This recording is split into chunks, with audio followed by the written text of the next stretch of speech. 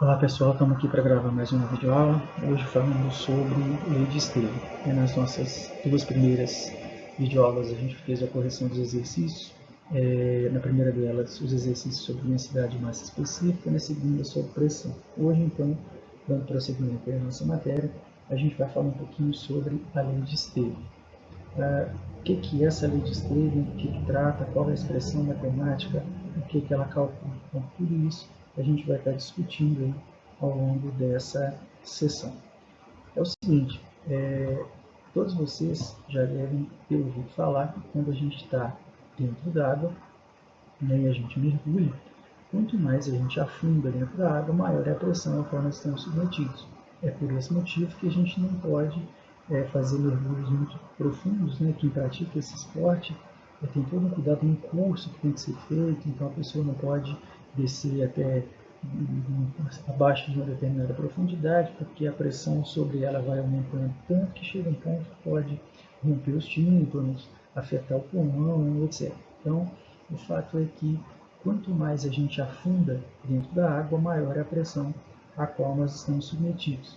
Ou seja, qualquer corpo que estiver mergulhado dentro d'água ou dentro de qualquer outro líquido recebe desse líquido uma pressão.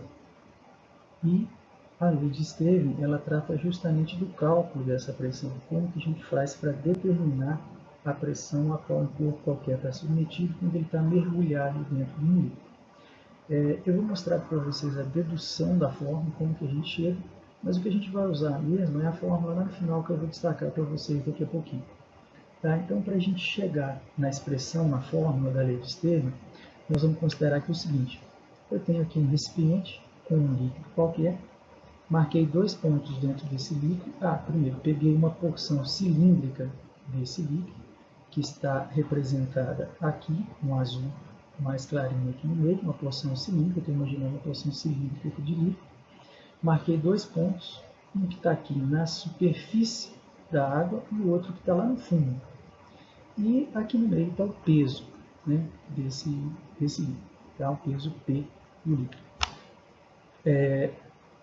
Vocês concordam comigo que aqui em cima, nesse ponto 1, eu vou ter uma força F1, que vai estar sendo exercida pelo ar, que está aqui acima, né? A gente está mergulhado numa imensa massa de ar. Mas na próxima sessão a gente vai falar justamente sobre esse ponto, que é a pressão atmosférica. Então, esse ar que está aqui, ele exerce uma força aqui no ponto 1, e aqui embaixo tem uma força que sustenta, né, essa porção de líquido aqui em equilíbrio. Então, aqui aparece uma força que o próprio líquido está exercendo, que eu vou chamar de F2, né, a força que aparece ali no ponto 2. E aqui a gente tem o peso do líquido, essa porção cilíndrica de líquido que nós estamos considerando. Pelo que a gente vem falando, né, de equilíbrio, se eu considero que essa porção cilíndrica de líquido está em equilíbrio aqui dentro, eu posso dizer que a resultante das forças que agem sobre ela é igual a zero. E dessa maneira, a gente tem duas forças que apontam para baixo, que é o F1 do peso, e uma que está apontando para cima. Então a gente pode escrever que essa força F2, que está agindo uma porção inferior aqui do líquido no ponto 2, é igual ao F1 mais F2. Elas se equilibram de forma que a resultante é igual a zero. Estou chamando essa equaçãozinha aqui de equação 1. Tá? Vou destacar ela aqui que a gente vai usar ela lá embaixo também. Bom, esse P que aparece aqui é de peso, o peso do líquido. A gente não pode confundir esse P aqui com o P de pressão, que a gente já vem falando aí. Tá? Então, esse P aqui é peso. E a gente sabe que o peso dessa massa líquida vai ser a massa de água que está compreendida aqui no meio, vezes a aceleração da gravidade no local. P igual a M vezes G, equação conhecida nossa aí. E a gente sabe também que a massa de um corpo é a densidade vezes o volume. Basta a gente lembrar da formulazinha D igual a M vezes V. Né? Se eu multiplico cruzado e isolo um M, eu vou obter que a massa é a densidade vezes o volume. E aqui vem um pouco da matemática, né? Se eu estou imaginando isso aqui como sendo um cilindro, o volume de água que contém aqui nesse cilindro é a área da base dele vezes a sua altura. Né? a área de um sólido geométrico qualquer, a área da base vezes a altura. Então, esse volume que aparece aqui é a área da base, dessa porção cilíndrica que a gente está considerando, vezes a altura de líquido que está representada lá no nosso esquema. Dessa maneira, a gente vai poder escrever o peso dessa forma aqui. Peso é igual massa vezes gravidade. Mas quem que é a massa? A massa é a densidade vezes o volume. Mas quem que é o volume? É a área vezes a altura. Então fica densidade vezes A vezes H é o volume e vezes a gravidade. Então todo esse termo aqui, ó, D vezes A vezes H, isso está representando para a gente a massa. E vezes G, que é a aceleração da gravidade. Eu chamei essa equação de equação 2. Se a gente substitui essa expressão do peso lá na equação 1, a gente vai chegar nessa equação aqui, que é F2 igual a F1 mais DGH, que eu chamei de 3. E aí, dividindo todos os números dessa equação 3 pela área, a gente vai encontrar o seguinte, vai ficar, então, dividindo todo mundo aqui por A. F2 sobre A, F1 sobre A, tá? Fazendo a divisão de todo mundo por A. Tá? A gente vai chegar nessa equação aqui embaixo. F2 dividido por A igual a F1 dividido por A, mais dA vezes H dividido dAH vezes G sobre A. Só que aí, esse A aqui com esse A aqui de baixo, a gente corta e sobra só DGH aqui. E a gente aprendeu na sessão anterior que força dividida pela área é a pressão. Pressão, ou a pressão sobre uma determinada superfície, é a força que age sobre essa superfície dividido pela área dela. Então aqui, F2 sobre A vai ser P2, que é a pressão aqui nesse ponto 2, e F1 sobre A vai ser P1, que é a pressão aqui nesse ponto 1. Dessa forma, a gente chega então na equação final, que é a nossa lei de Estevam, que é essa que eu vou destacar aqui agora para vocês. Tá? P2, que é a pressão no ponto 2, é igual a P1 mais DGH. Considerando, a partir da consideração que a gente fez lá no início, que o ponto 1 está na superfície do líquido, esse P1 aqui ele vai representar a pressão atmosférica. Então, muitas vezes a gente encontra a forma assim, P2 é igual a PATM, ou seja, esse PATM representa a pressão atmosférica, a pressão que o ar atmosférico está exercendo aqui em cima. Esse dado é constante, a gente não precisa decorar, não precisa guardar isso quando for necessário. O exercício vai trazer para a gente o valor da pressão atmosférica. Então, toda essa passagem que eu fiz aqui, vocês não precisam se preocupar com isso. Eu só mostrei para vocês de onde que vem a lei de Estevam. Tá? A pressão num ponto qualquer de um líquido é igual à pressão atmosférica que age sobre a superfície livre desse líquido, mais esse segundo termo aqui, DGH, que é a pressão devida ao líquido. Tá? Esse D, que é a densidade, G, que é a gravidade, e H, que é a altura de líquido, é a pressão devida somente à coluna líquida que a gente tem ali, que é chamada de pressão atmosférica. Então, que é chamada de pressão hidrostática, tá? Esse termo DGH aqui é chamado de pressão hidrostática. Então, a lei de Estevam, a expressão matemática dela é essa daqui, P2 é igual a P1 mais DGH. Essa expressão vai nos permitir calcular a pressão total nesse ponto 2. Tá? Se ele pedir somente a pressão hidrostática, somente a pressão que o líquido exerce, a gente vai usar só essa segunda parte da fórmula, DGH. O exercício ele vai especificar isso para a gente, ou ele vai dar a entender que se trata de pressão total.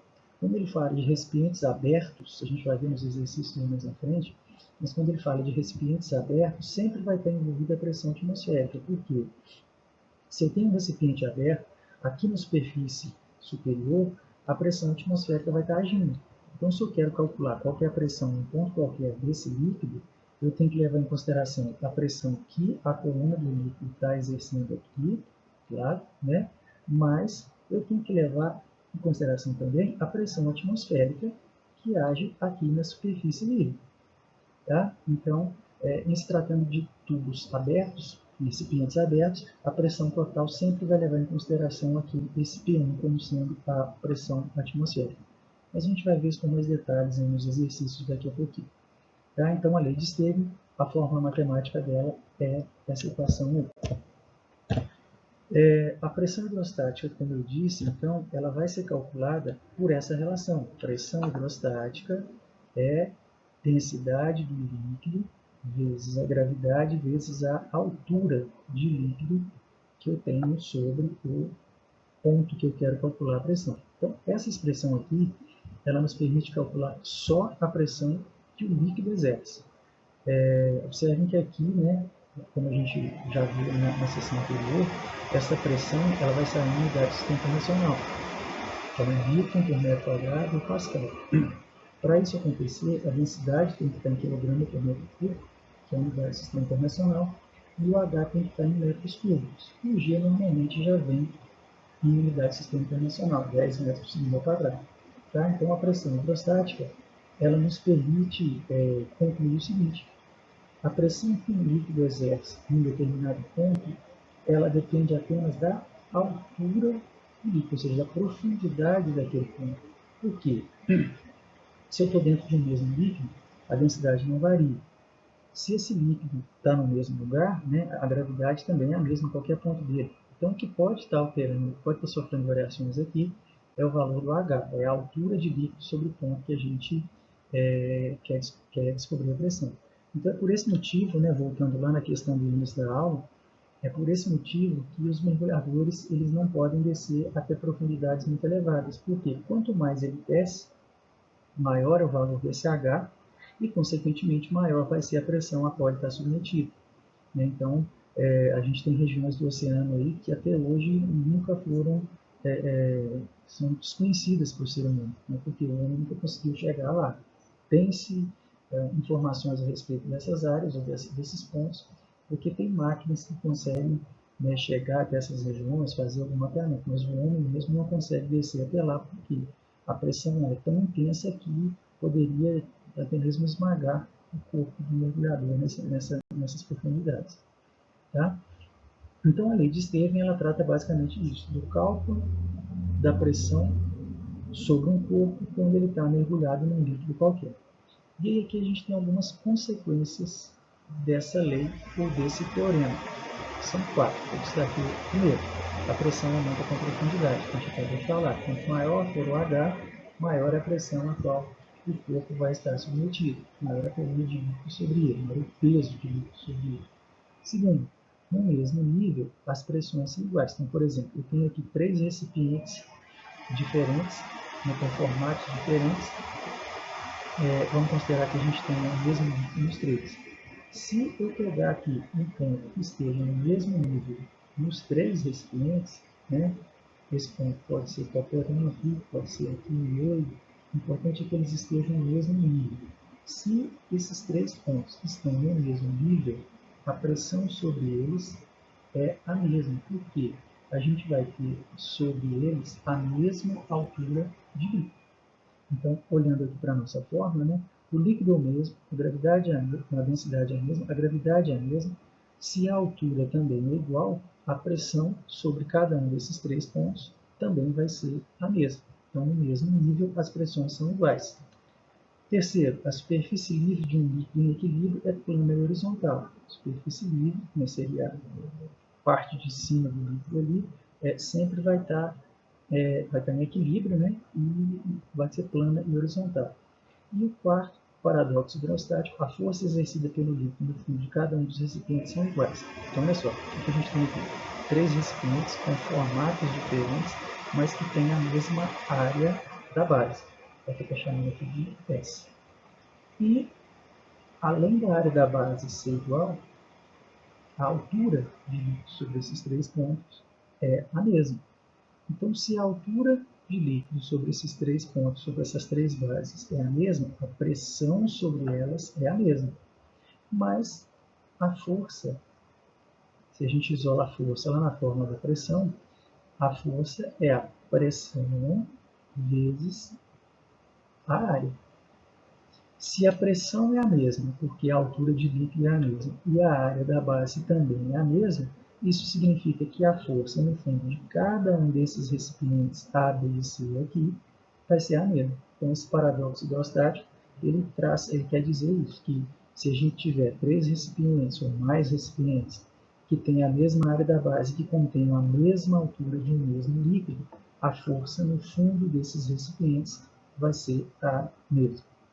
Tá? Então, a lei de Stevin, ela trata basicamente disso.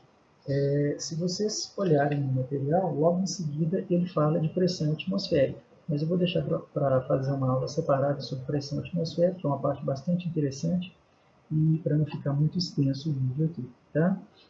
Então, nessa sessão é isso. Eu queria discutir com vocês aí, a lei de Stevin, mostrar o caminho matemático que se chega nela e algumas consequências dela, né? Que são essas 4 que a gente analisou aqui no final. Espero que tenha ficado claro. Qualquer dúvida, pausa o vídeo, volta, assiste 1, 2, 3 vezes, quantas forem necessárias aí. E no material de vocês também, tudo isso que eu falei aqui, vocês encontram lá. Deem uma lida, assistam a aula acompanhando o material, para que vocês possam ter aí, um enriquecimento maior. Né? O material traz ilustrações, traz imagens para caracterizar melhor aí cada um desses tópicos, desses conceitos. Ok? Então é isso, um abraço, até a próxima.